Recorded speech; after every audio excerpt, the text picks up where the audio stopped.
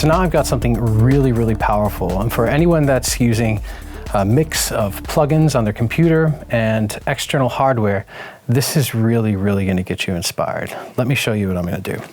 So I already have a brand new patch loaded up. It's in hybrid. And you might have seen that I went into control mode already.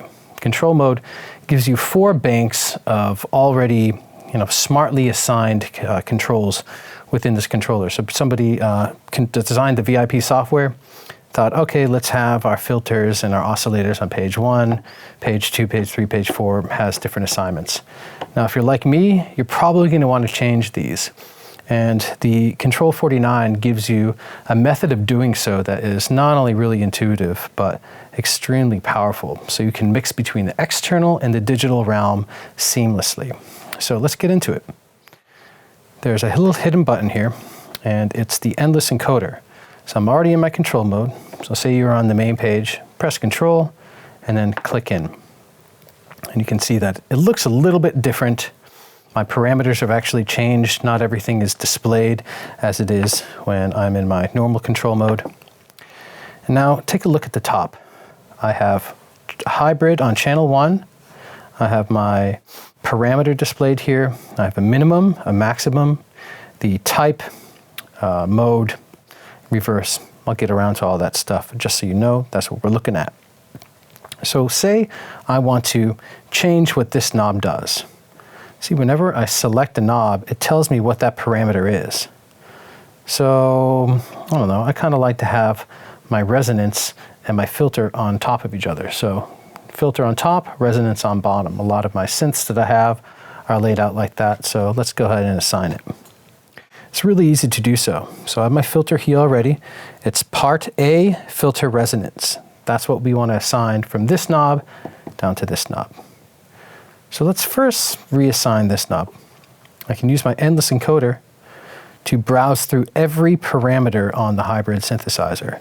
And it's really deep. There's a lot of them. And if you've done this before, you can already follow me to see that this is a really cool feature. All right, so now it's going to control effects parameter 1.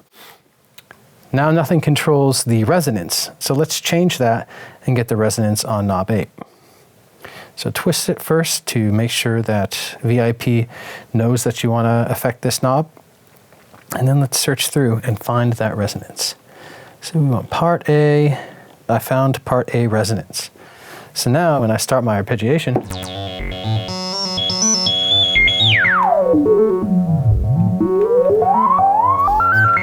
it's now adjusting. And if I go back to the regular control mode, whoops, it tells me the percentage that I'm at.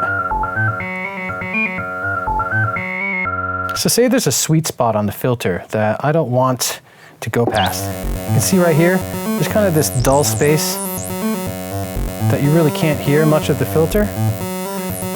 So let's make sure, let's actually change the maximum percentage. And I can do that by using my arrows to flip over to max.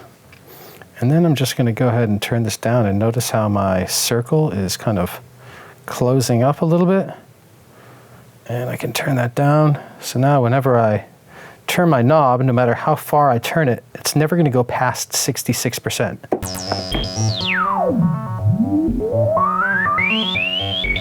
And I can also do that for the minimum. Say I want the minimum to be 12%.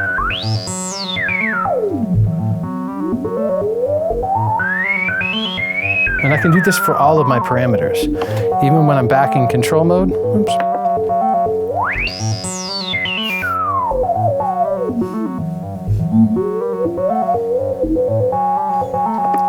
Furthermore, I can even change some of these to control my external instruments. So let's get back in and say I want knob 1 to control a MIDI CC. Let's go over to mode, actually VST, and change this to MIDI CC. And again, I have my max and minimum. So now knob 1, instead of controlling something inside of hybrid, I can assign this to a MIDI CC on an external controller. I don't have a synthesizer here, so I'm not able to do this, but the fact that you have that power is really, really cool. I can also change the way that my knobs behave. So for example, if I flip over to mode, I can change this to bipolar. Bipolar would be something like a pan pot, where the center is 0, and then I can turn it to left and right. Let's see what that looks like. All right, so this would be all the way left, this would be all the way right. This is really, really cool stuff. So within control mode, I can actually assign different parameters to my time division buttons and my pads. Just by pressing the control button again, you can see now I have a page of turning on the chorus, turning off the delay, so on and so forth. And there's 4 pages of this. So originally I was on bank A, and the same with the knobs and the same with the pads.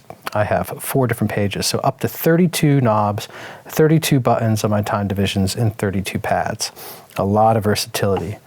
Not all of these are assigned, but you could assign them however you like, and the more synths you have, the more possibilities that you get. And again, we're just working within one synthesizer. Real quick, let me load up something else in another slot in a multi. Just make this nice and easy. And load up this hollow zapper. And let's go back to control. Click in. And now say I want this knob right here to control something. I have channel 1, which is hybrid, channel 2, they're 2 different patches. But now I can have this control the second part of my multi, the second hybrid that I loaded. And I could have it control the first. So a lot of flexibility. Let's just take a look real quick on the pads. So that's the control section, very powerful, but we also have a MIDI mode, and very similar to how the control section will give you controls over different parameters within VIP. In MIDI mode, you can assign your knobs, time division buttons, and pads to whatever parameters that you want. Let's press MIDI. By default, the first thing that's going to come up is your knobs. I press it again, you're going to have your time division buttons. And if I press it a last time, you're going to have your pads. And unlike the knobs and the time division buttons, the pads you actually have 4 pages. So let me flip through the different pages. So that gives you up to 32 different possibilities that you can assign these to. So let's customize this a little bit, and we can do it the same way that we did in the control, just by pressing our endless encoder, and then boom, we have our customizable mode. So let's start with the pad. All right, so this pad is assigned to G4, but if I start, say I had a vintage drum machine like an 808 or a 909, I could plug a MIDI cord out of this into the 909 and then find the note that corresponds to the kick drum and control that drum machine right here from the controller. Really, really cool stuff. I can change the color of these. You can see there's a bunch of different parameters. I have my aftertouch, my color on and off. So when it's on, it's going to be blue, but oh, let's get festive. We got orange, amber, green, yellow, and before you know it, we have all the colors of a rainbow. We have our Skittles patch here, if you will. I can flip through all of these. Very, very powerful stuff. And we can get even deeper and start controlling our sustain pedal. We have sustain, and much like I did, have a maximum and minimum. Say I have a sweet spot on a certain wah or effect that I want to control, I can adjust the minimum and maximum MIDI note. I can invert, I can assign it to a different MIDI CC. All of these things can be done right from the controller. Furthermore, I have my mod wheel, my pitch bend, and also I can choose which DAW that my faders are going to be assigned to. So between control mode and MIDI mode, there's literally nothing you cannot control from this. It's extremely powerful, and when I first saw it, it blew my mind.